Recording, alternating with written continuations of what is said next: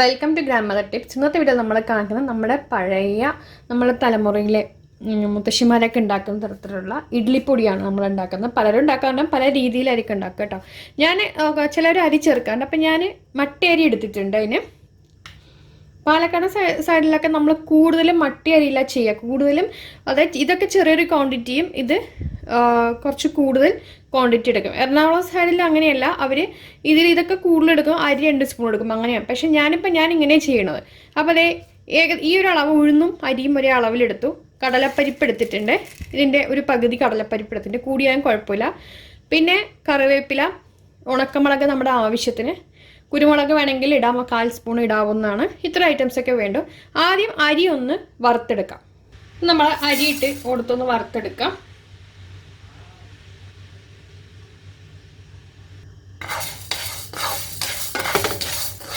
സാധാരണ നമ്മൾ അരി വറുക്കുന്ന മാതിരി തന്നെ അത് വറുക്കണ്ട കേട്ടോ.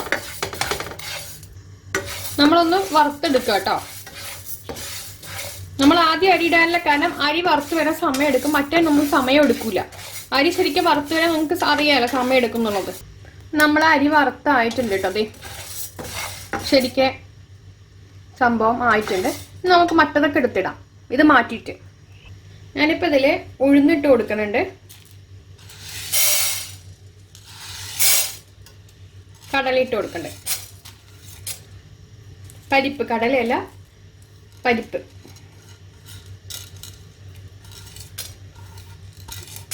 നല്ലവണ്ണം ഒന്ന് റോസ്റ്റ് ചെയ്തെടുക്കാം.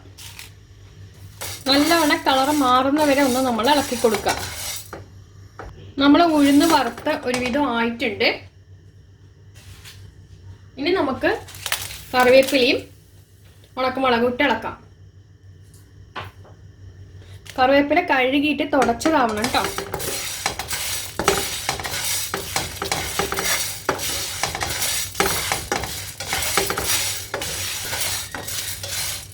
അപ്പം നമ്മളിത് ഒരുവിധം ആയിട്ടുണ്ട്. ഇനി നമുക്കതിൽ കുറച്ച് കായം ചേർത്ത് കൊടുക്കാം. 1/4 സ്പൂൺ ഒരു നുള്ള് കായപ്പൊടി ഇട്ട് കൊടുത്തിട്ടുണ്ട്. ഒരു 1/4 സ്പൂൺ മുളക് പൊടി ഇട്ട് കൊടുത്തിട്ടുണ്ട്. ഇതിനെല്ലാം ആവശ്യത്തിനുള്ള ഉപ്പ് ഇട്ട് കൊടുത്തിട്ടുണ്ട്. നല്ലവണ്ണം ഒന്ന് ഇളക്കാം. കാരണം ഇതും കൂടി ഇളക്കണം. നമ്മൾ കുറേ കാലത്തേക്ക് സൂക്ഷിക്കണമെങ്കിൽ മുളക് പൊടിയും ഉപ്പിട്ട് ഇളക്കണതാണ് നല്ലത്. ഞാൻ ഫ്ലെയിം ഓഫാക്കി. ഇനി ആ ചൂടിൽ 2 മിനിറ്റ് ഒന്ന് ആയാൽ മതി.